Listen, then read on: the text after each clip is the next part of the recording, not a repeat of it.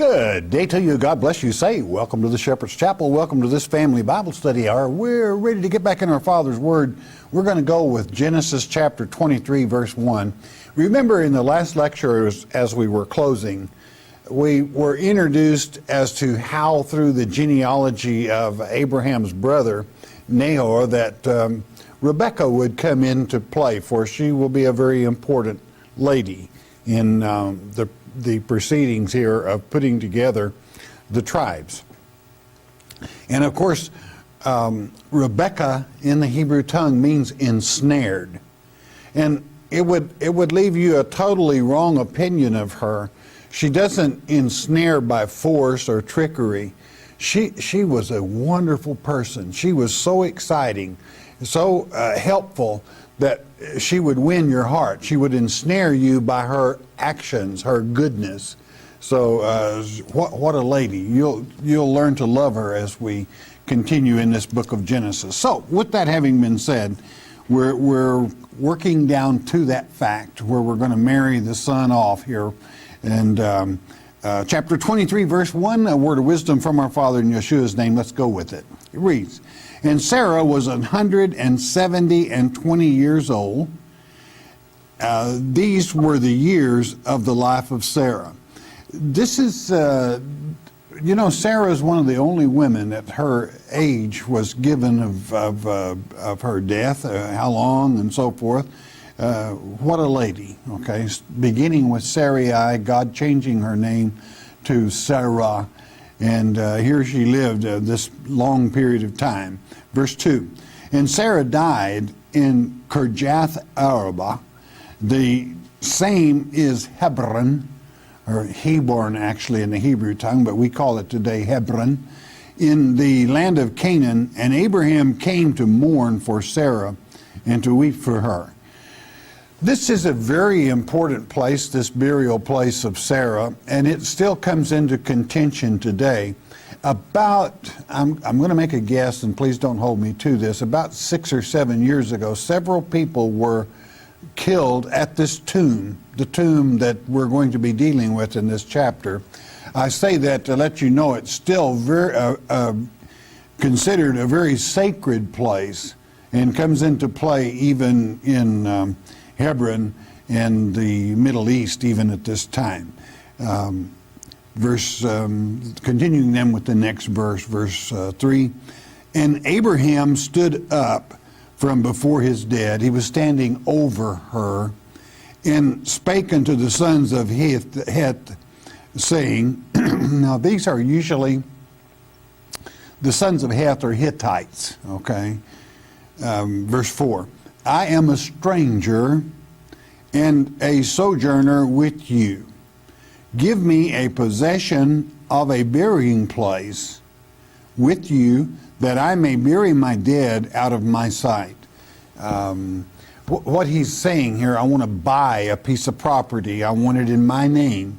Always take care of business. Always do business right, or you will live to regret it. Abraham is well loved by these families here locally at this time, but things can change. And his love for Sarah, if he buries her there in a guest supplica. A guest supplica is where, the family supplica, you continue putting your dead in it. Those sepulchres of that time, many of them. And he wanted one of his own. He wanted a private place for Sarah. And he wanted to do it in a business-like manner, quite frankly, so he would have the deed to it. So if there was any falling outs or anything of that nature, he would still possess the burying place. Verse 5. "And the children of Heth answered Abraham, saying unto him," 6, "Hear us, my Lord. Thou art a mighty prince among us." You're a prince of God. We love having you here. "In the choice of our sepulchres, bury thy dead. None of us shall withhold from thee his sepulchre, but that thou mayest bury thy dead." Now, in other words, they loved him enough, they even offered to open their sepulchres and let him place his dead in them. Well, that would not fit the traditions of our people, basically. Okay? Again, Abraham wanted a private place for Sarah. Always remember, this would be hard for some people to refuse. Good old boy status and the whole thing. Take care of business. Keep it legal. Okay, verse 7. And Abraham stood up, and he bowed himself to the people of the land, even to the children of Heth. He humbled himself in appreciation of the offer, verse 8, and he communed with them, saying, if it be your mind, the Hebrew word is soul, if it be your soul, that I should bury my dead out of my sight, hear me. He's kind of pleading here, hear me, and entreat for me to Ephraim, the son of Zohar. In other words, Ephraim means fawn light, so he was probably a very gentle person, and Zohar, of course, being light. Verse 9, what about Ephraim? I want you to remember that name because it will come up again at the end of this chapter, very close to it. Verse 9, that he may give me the cave of Machpelah, that's to say the double cave, which he hath, which is in the end of his field, for as much money as it is worth, he shall give it me for a possession of a burying place amongst you. It's kind of out of his way. He doesn't use it for anything. It's kind of in the rough there. I want to buy that. I want to purchase it. I want it to be mine. Verse 10. And Ephraim dwelt among the children of Heth, the Hittites there. And Ephraim the Hittite answered Abraham in the audience of the children of Heth, even of all that went in at the gate of his city, saying, 11, nay, my Lord, hear me. The field give I thee, and the cave that is therein I give it thee. In the presence of the sons of my people give I it thee. Bury thy dead. In other words, I'm not using it for anything. It's on the end of my property. It's worth nothing to me. I want you to have it. Now, this would be tempting, my friends. And I'm sure that this man meant this from the very bottom of his heart. But business is business. Always take care of business. That's the lesson you want to learn from this. Let me tell you something. Because Abraham took care of business, this cave and this burying place continues even to this day, 2004. It's still very much in play, and like I said, certain people have even died because of it in a period of, I believe, about 7 years ago. Verse 12 in Hebron. Verse 12 reads, and Abraham bowed down himself before the people of the land. He humbled himself, and he really got down to business here. 13, and he spake unto Ephraim in the audience of the people of the land, where all these witnesses were present, saying, but if thou wilt give it, I pray thee, hear me. You listen to me. I will give thee money for the field. Take it of me, and I will bury my dead there. In other words, I want to do this legal. Now, naturally, he's running a chance of offending these people, but they have much love for him. Abraham is he's a very rich man. He has the price of the field, no doubt. Verse 14. And Ephraim answered Abraham, saying unto him, 15, my Lord, hearken unto me. Please listen to me. The land is worth 400 shekels of silver. What is that betwixt me and thee? Bury, therefore, thy dead. We're both wealthy. What is 400 pieces of silver? It means it's business. It means the difference between having a deed and not having a deed. That's where the difference is. Always take care of business. Verse 16. And Abraham hearkened unto Ephraim, he listened to him, and Abram weighed to Ephraim the silver, which he had named in the audience of the sons of Heth, 400 shekels of silver, current money, with the merchant. And there was merchants there, and it was weighed out and paid for. 17, and the field of Ephraim, which was in Machpelah, which was before Mamre, the field, and the cave which was therein, and all the trees that were in the field, that were in all the borders round about, were made sure. This word sure is a legal term which means titled, meaning he was given a title to it. It was guaranteed his.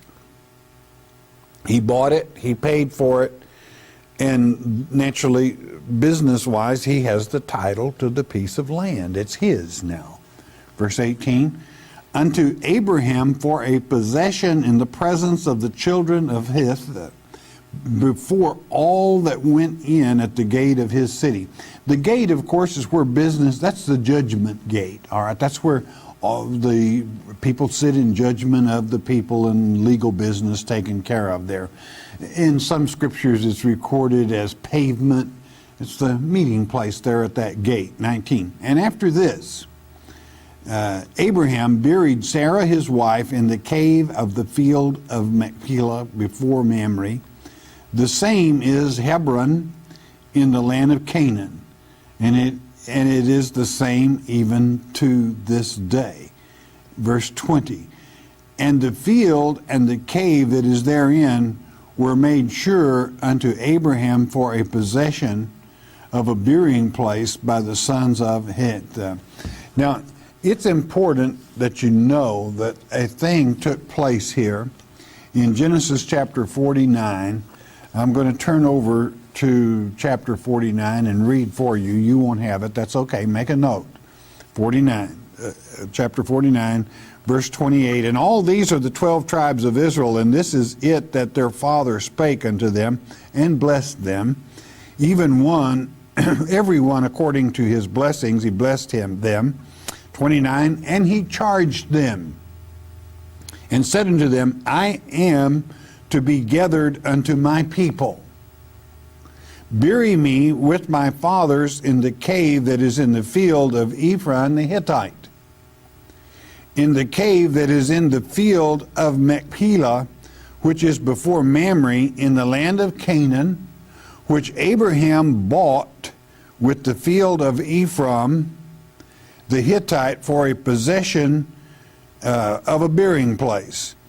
There they buried Abraham and Sarah his wife.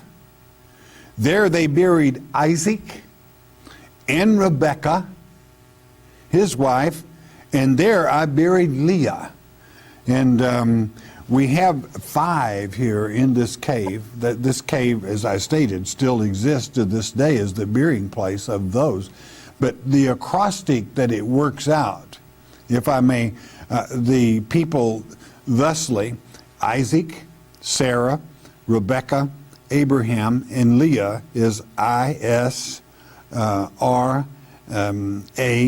Israel, Israel, spelled out in the acrostic. The E, of course, vowel silent.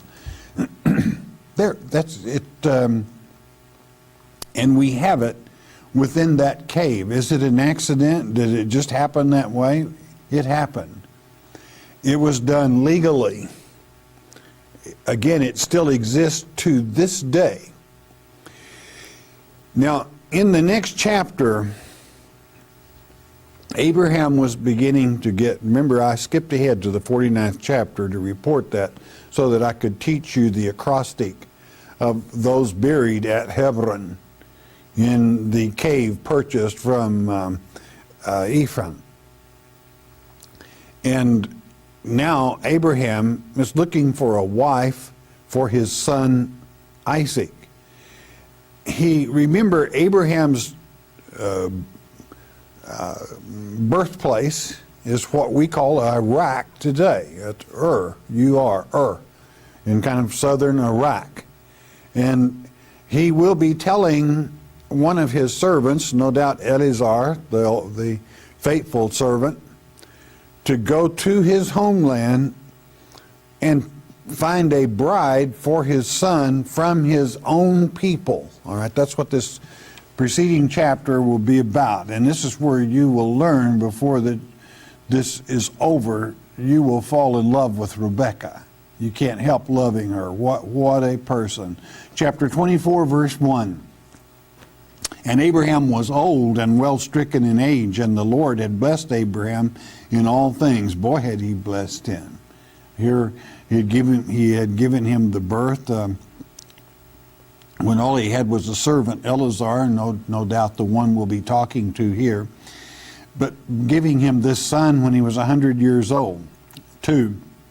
And Abraham said unto his eldest servant of his house, and again, no doubt, it isn't recorded, but it would have been Eleazar, I have no doubt, that ruled over all that he had, put, I pray thee, thy hand under my thigh. This was the custom of swearing even to the death on the seed and the seed that would follow. 3. And I will make thee swear by the Lord, the God of heaven and the God of the earth, that thou shalt not take a wife unto my son of the daughters of the Canaanites, among whom I dwell. There was more to this. The Nephilim, the second influx, had intermixed with some of the Canaanites at this time. There was a presence of even they in this group, and he said, I'm not going to tolerate it. I won't have it. And this is why the severe vow, even on his seed that would follow him, meaning the growing. 4. And thou shalt go into my country, unto my country, and to my kindred, and take a wife unto my son Isaac. I won't have it any other way. This is the way it's going to be. 5. And the servant said unto him, peradventure the woman will not be willing to follow me unto this land. Must I needs bring thy son again into the land from whence thou camest? Remember, God had told him to leave there. So it will be very important to Abraham that his son not go back. Verse 6. And Abraham said unto him, beware thou that thou bring not my son thither again. This is to say in the Hebrew, under no circumstances do you take my son back to that place. Verse 7. The Lord God of heaven, which took me from my father's house, and from the land of my kindred, and which spake unto me, and that sware unto me, saying, unto thy seed will I give this land, he shall send his angel before thee, and thou shalt take a wife unto my son from thence. So we see that God is in this. We see that, when you ask the Father to guide you and to direct you when you're trying to make a decision, our Father enjoys the fact that you bring him into the equation, that you ask him. It shows that you love him in a sense, that you have faith in him, and faithing is what it's all about. It's for your sincerity in following him. And Abraham certainly had, a man of faith, had proved this over and over, even to the offering of his son Isaac, as we had in a lesson or so back. Verse 8. And if the woman will not be willing to follow thee, then thou shalt be clear from this my oath, only bring not my son thither again. In other words, if the woman won't come, fine, that's good. We know that was of God. But under no circumstances take my son there. Okay. Verse 9. And the servant put his hand under the thigh of Abraham his master, and sware to him concerning that matter. In other words, it was sealed. Verse 10. And the servant took 10 camels of the camels of his master, and departed, for all the goods of his master were in his hand. And he arose and went to Mesopotamia, and unto the city of Nahor, that is to say, Abraham's brother. He's got a lot of pretties. 10 camels. I mean, they're loaded down here. Abraham was a rich man. It was all under his hand, meaning that Abraham had told him, it is yours to do with as you please to accomplish the mission. Verse 11. And he made his camels to kneel down without the city by a well of water at the time of the evening, even the time that women go out to draw water. And I'm sure that this servant he's got quite a lot on him. He's got to pick a wife for his master. That's so he's going to have an equation and bring God into it. Listen carefully. 12. And he said, O Lord God of my master Abraham, I pray thee, send me good speed this day, and show kindness unto my master Abraham. 13. Behold, I stand here by the well of water, and the daughters of the men of the city come out to draw water. 14. And let it come to pass that the damsel to whom I shall say, let down thy pitcher, I pray thee, that I may drink. And she shall say, drink, and I will give thy camels drink also. Let the same be she that thou hast appointed for thy servant Isaac. And thereby shall I know that thou hast showed kindness unto my master. Now, he's made this kind of a tough thing. He's not going to pick her. And there's a set of circumstances here. God had instructed Abraham to send him there, and God no doubt had a hand in this. He trusted and had enough faith in God to know that God could have the right woman come, that with these words, that being the condition, he would know that he had done well. 15.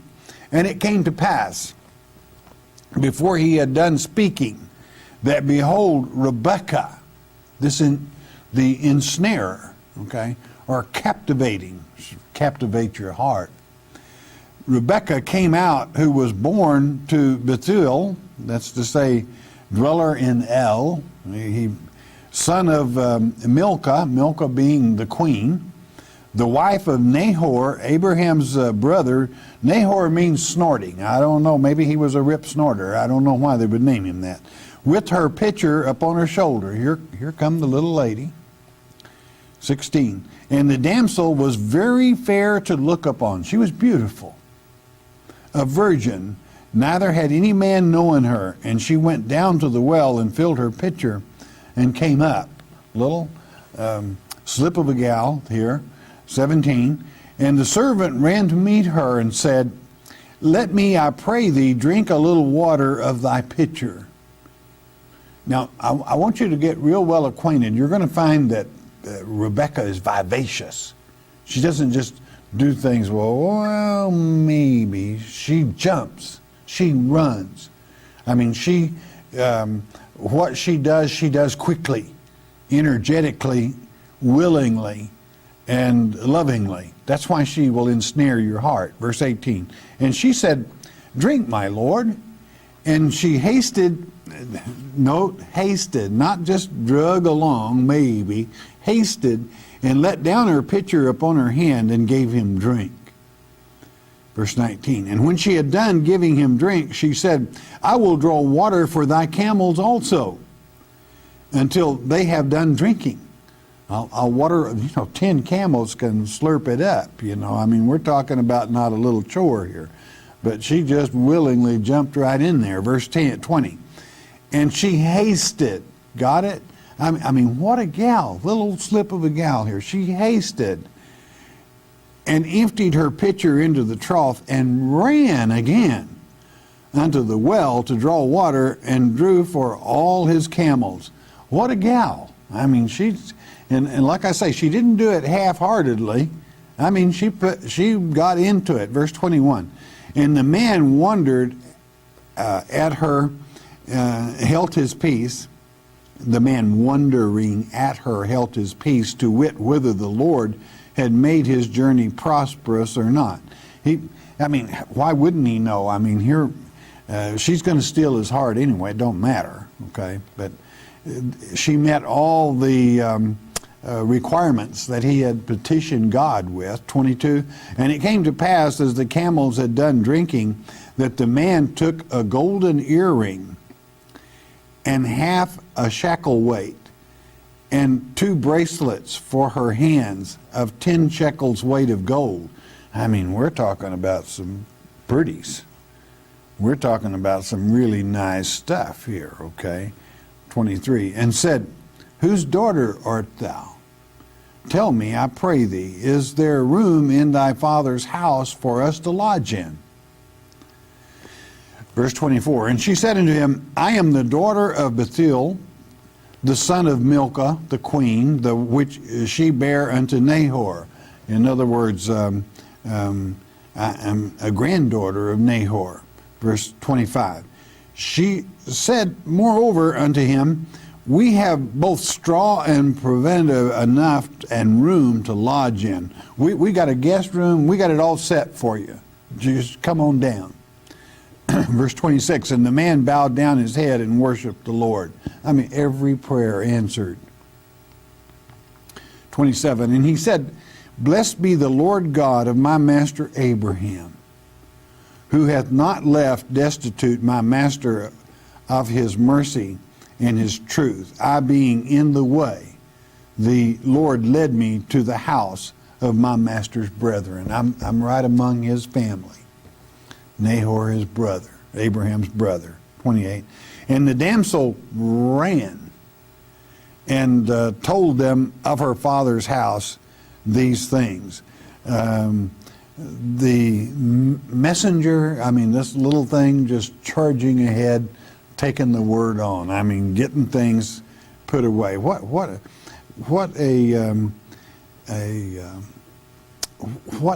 little lady she was.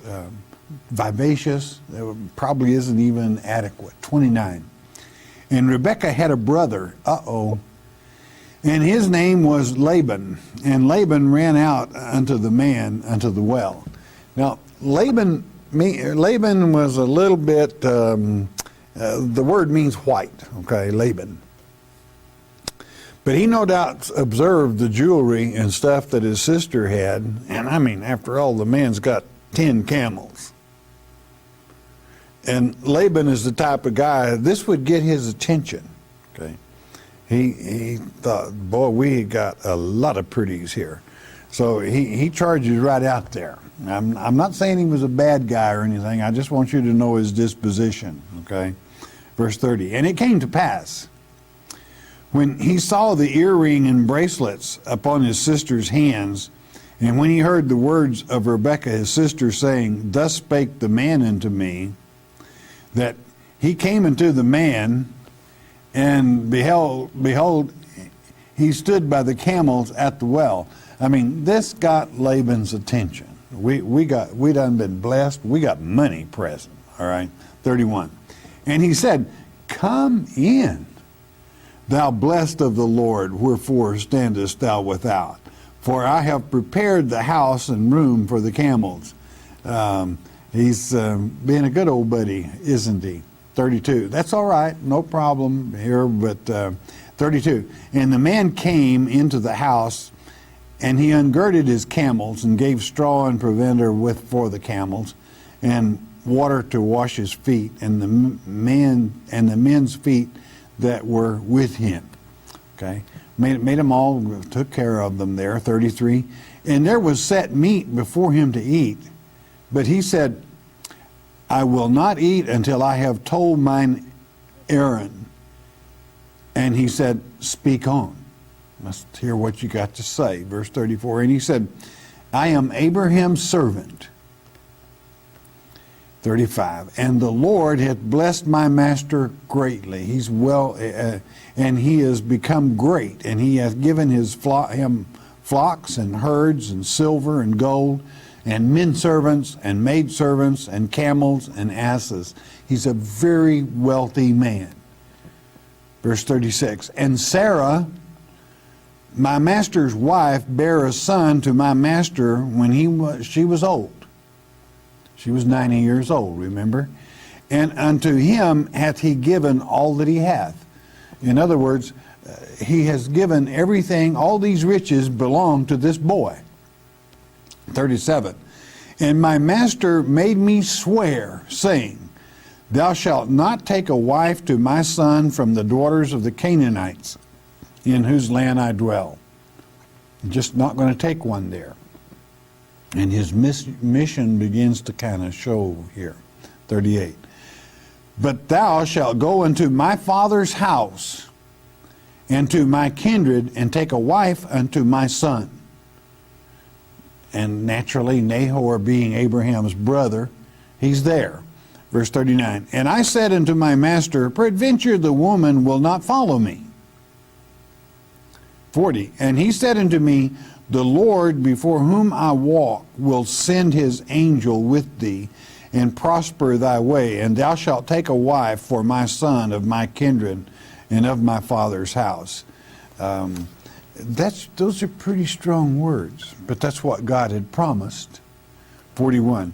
Then shalt thou be clear from this my oath, when thou comest to my kindred, and if they give not thee one, thou shalt be clear of my oath. It'll be over. That's it. 42. And I came this day to the well, and I said, O Lord God of my master Abraham, if thou do prosper my way which I go, if now thou do prosper my way which I go. In other words, he's relating everything that took place. 43, Behold, I stand by the well of water, and it shall come to pass that when the virgin cometh forth to draw water, and I say to her, Give me, I pray thee, a little water of thy pitcher to drink. 44, And she say to me, Both drink thou, and I will also draw for thy camels. Let the same be the woman whom the Lord hath appointed out for my master's son. And this is exactly how it came to pass. And the servant reporting this. One more verse, and then we'll pick this up in the next lecture. 45. And before I had done speaking in mine heart, behold, Rebekah came forth with her pitcher on her shoulder, and she went down unto the well and drew water. And I said unto her, Let me drink, I pray thee. And we know, of course, that she made haste in allowing him to drink.